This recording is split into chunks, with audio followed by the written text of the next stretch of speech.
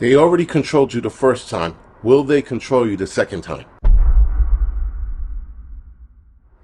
Now, this video, guys, we're going to talk about the fact that they are developing more arm tickets for various other diseases out there. And the possible disease X that does not exist, but they're working on an arm ticket for it. I don't know how that works. But anyway,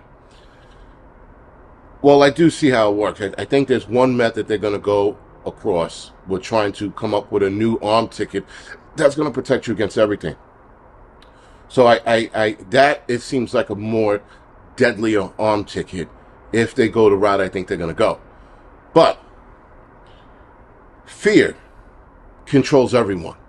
Fear worries everybody. A lot of people on a day-to-day basis worry about everything, and that's part of fear, right? You inject a little bit of fear into people, you can control them. You inject a little bit of fear into people, you can start worrying them to start controlling them. And they have already did it once, and they did it to the world with Mr. 19. And then, of course, coming out with an arm ticket in less than 9 months to tell the world that it was safe and that it would protect you and that it would stop Mr. 19 dead in its tracks, as a lot of them said. Then they started backpedaling a little bit when the arm ticket came out by saying, well, it'll just lessen the severity of sickness. And people said, okay, I believe you. But because of fear, it's why people were able to believe everything they said. And every time they started walking back what the arm ticket was supposed to do, people go, okay, that makes sense, because of fear. There is undoubtedly, guys, going to be another event. Something that's going to make Mr. 19 look like a walk in the park. And you are going to have to decide whether or not you're going to let fear control you or stand on your own and not take the next round of bullshit that they're going to start pushing. Already they're pushing RSV and the flu, and you got a lot of old people going, I don't want to die from that. Let me run to Walgreens or Walmart or whatever it is, stand in line and get these 2 shots. People need to understand that the pharmaceutical company has no interest in us. They only have interest in what's in our pockets. That's it.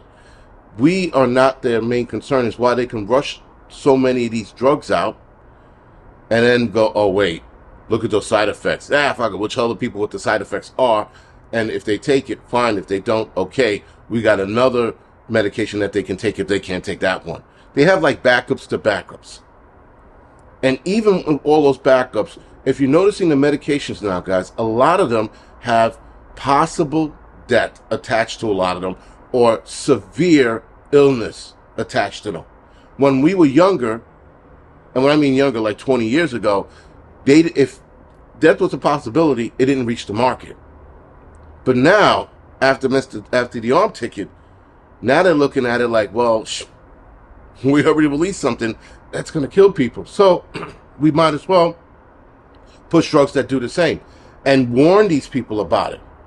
Because the ideology is, well, at least if they warn you about it and you take it and you die, we tried. That's my theory on it. Because why would you release anything that can kill you? That severe bleeding gives you migraines, could blind you. One of them that I saw a month ago, that it could possibly blind you. Why would you take that? Something that's going to increase your already damaged brain by developing even worse psychosis, mental psychosis. Or psychosis, sorry. Why would you take that? Well, because they warned you.